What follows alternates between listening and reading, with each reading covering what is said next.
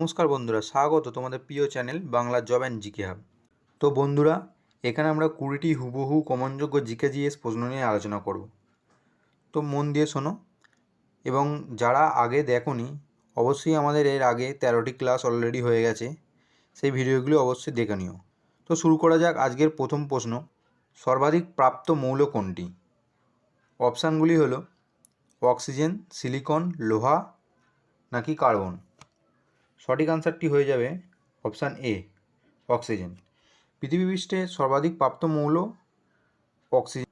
পরবর্তী প্রশ্ন, ইসরো এর প্রথম চেয়ারম্যান কে ছিলেন? অপশানগুলি হলো হোমি জাহাঙ্গীর বাবা, এপিজে আব্দুল কালাম, বিক্রম সারাভাই, কে শিবান। সঠিক উত্তরটি হলো অপশান সি, বিক্রম সারাভাই। এখান থেকে আরও কয়েকটি গুরুত্বপূর্ণ প্রশ্ন আসে, যেগুলি আমাদের জেনে রাখা অবশ্যই প্রয়োজন। এই ইসরো এটি প্রথম কবে প্রতিষ্ঠিত হয়েছিল সেটি অবশ্যই জেনে রাখতে হবে, 1969, এবং এর হেডকোয়ার্টার ব্যাঙ্গালোরে অবস্থিত। এবং এখান থেকে যে রকেটগুলি ছাড়ায় সেটা হচ্ছে সতীশ ধাওয়ান স্পেস সেন্টার। এখান থেকে আমাদের ভালো করে জেনে রাখতে হবে, এবং ইসরোর ফুল ফর্ম এটাও আসে। পরবর্তী প্রশ্ন, ভূমিকম্পের সময় কম্পন সবথেকে বেশি হয় কোথায়? কেন্দ্রবিন্দুর কাছে, অভিকেন্দ্রের কাছে, সমকম্পন রেখার কাছে, এ ও বি, অর্থাৎ এ ও বি দুটি সঠিক। এখানে সঠিক উত্তরটি হবে অপশান বি, অভিকেন্দ্রের কাছে। নেক্সট কোশ্চেন, নিম্নের কোন শিল্পে অভ্র কাঁচামাল হিসাবে ব্যবহৃত হয়? অপশানগুলি হলো লৌহ ইস্পাত, বৈদ্যুতিক, খেলনা নাকি কাঁচ। সঠিক উত্তরটি হয়ে যাবে অপশান বি, বৈদ্যুতিক। পরবর্তী প্রশ্ন, অর্থবিল কোন অনুচ্ছেদে আছে? অপশানগুলি হলো 109, 110, 111 নাকি 114। সঠিক উত্তরটি হয়ে যাবে অপশান বি, 110।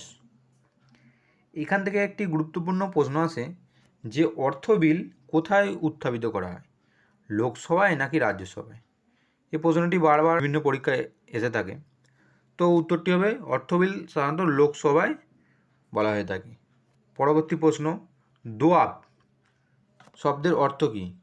জলাভূমি, তিন নদীর ভূমি, বালুময় ভূমি, দুটি নদীর মধ্যবর্তী ভূমি।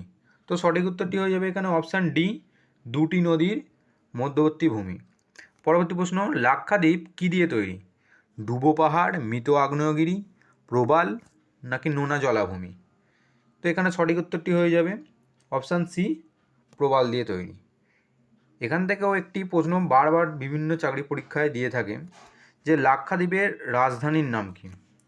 লাক্ষাদ্বীপের রাজধানীর নাম হলো কাভা রাত্রি। এটাও আমাদের জেনে রাখতে হবে। পরবর্তী প্রশ্ন, কলেরা রোগ ছড়ায় ভাইরাস, ব্যাকটেরিয়া, প্রোটোজোয়া নাকি ফাঙ্গাস? সঠিক উত্তরটি হয়ে যাবে অপশান বি, ব্যাকটেরিয়া দ্বারা কলেরা রোগ ছড়ায়। এবং ব্যাকটেরিয়াটির নামও অনেক সময় জানতে চায়, যেটি হচ্ছে ভিব্রিও কলেরি। পরবর্তী প্রশ্ন, ভোটদানের বয়স 21 বছর থেকে কমিয়ে 18 বছর করা হয় কোন সংশোধনীতে? 44তম, 52তম, 59তম নাকি 61তম? তো সঠিক উত্তরটি হয়ে যাবে অবশ্যই অপশান ডি, 61তম। এই সংশোধনটি হয়েছিল কবে? এটাও পরীক্ষাতে জানতে চাওয়া হয়। তো এই সংশোধনটি হয়েছিল 1988 সালে। পরবর্তী প্রশ্ন, নন্দবংশের শেষ সম্রাট কে ছিলেন? এটি খুব ভালো প্রশ্ন এবং বিভিন্ন পরীক্ষায় বারবার এসেছে। মহাপদ্মনন্দ, ধননন্দ, কৈবর্ত নাকি ভূতপাল? সঠিক উত্তরটি হয়ে যাবে অপশান বি, ধননন্দ। পরবর্তী প্রশ্ন, পশ্চিমবঙ্গের কয়টি আন্তর্জাতিক সীমানা রয়েছে? অপশানগুলি হলো 1টি, 2টি, 3টি নাকি 4টি। সঠিক উত্তরটি হয়ে যাবে অপশান সি, 3টি।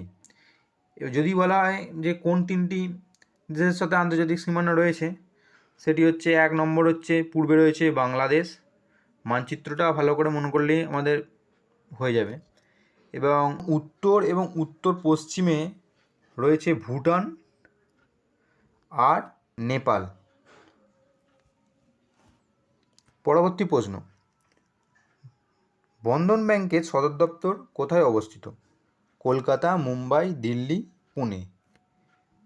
রাইট অ্যান্সারটি হয়ে যাবে অপশান এ, কলকাতা। আমরা জানি যদিও বেশিরভাগ ব্যাংকের সদর দপ্তর মুম্বাই অবস্থিত, কিন্তু এখানে ব্যতিক্রম, বন্ধন ব্যাংকের সদর দপ্তর কলকাতাতে অবস্থিত। পরবর্তী প্রশ্ন, 13 নম্বর প্রশ্ন, ডং কোন দেশের মুদ্রা? দক্ষিণ কোরিয়া, থাইল্যান্ড, ভিয়েতনাম নাকি সিঙ্গাপুর? সঠিক উত্তরটি হয়ে যাবে অপশান সি, ভিয়েতনাম। এই মুদ্রাটির মূল্য বর্তমানে এশিয়ার মধ্যে সবথেকে কম। পরবর্তী প্রশ্ন, বরফ গলতে যে তাপ লাগে, অপশানগুলি হলো বাষ্পীয় তাপ, অব্যাহতি তাপ, সুনির্দিষ্ট তাপ নাকি লিন তাপ। রাইট অ্যান্সারটি হয়ে যাবে অপশান ডি, লিন তাপ।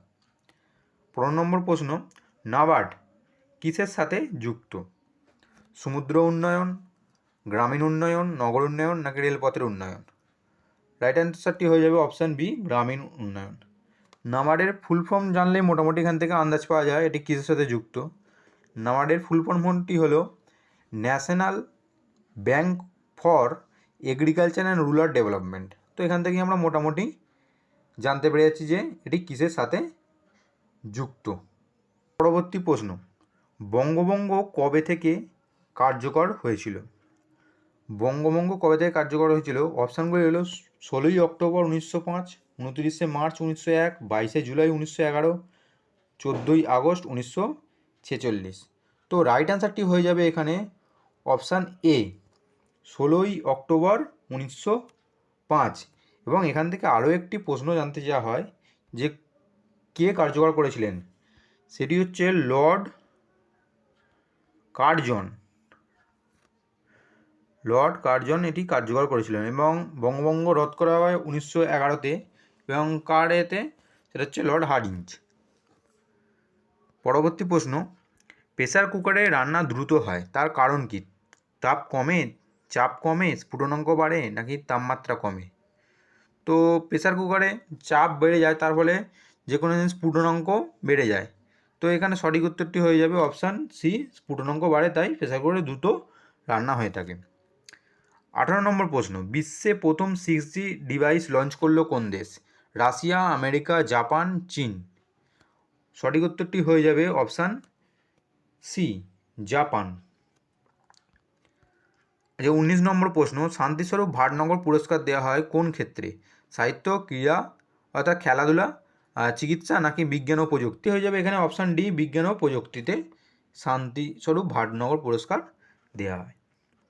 জিএমটি এবং আইএসটি এর মধ্যে সময়ের পার্থক্য কত? জিএমটি অর্থাৎ গ্রিনিচ মিন টাইম এবং আইএসটি ইন্ডিয়ান স্ট্যান্ডার্ড টাইম, এর মধ্যে সময়ের পার্থক্য অপশানগুলি দিয়েছে 4 ঘন্টা 30 মিনিট, 5 ঘন্টা 30 মিনিট, 6 ঘন্টা নাকি 5 ঘন্টা। তো রাইট অ্যান্সারটি হয়ে যাবে অপশান বি, 5 ঘন্টা 30 মিনিট। তোমাদের একটি হোমওয়ার্ক কোশ্চেন থাকবে, জিএমটি অর্থাৎ গ্রিনিচ মিন টাইম যে দেশগুলির উপর দিয়ে গেছে, সে অর্থাৎ 7টি যে দেশ আছে সেই 7টি দেশের কী নাম, কোন কোন দেশের উপর দিয়ে গেছে।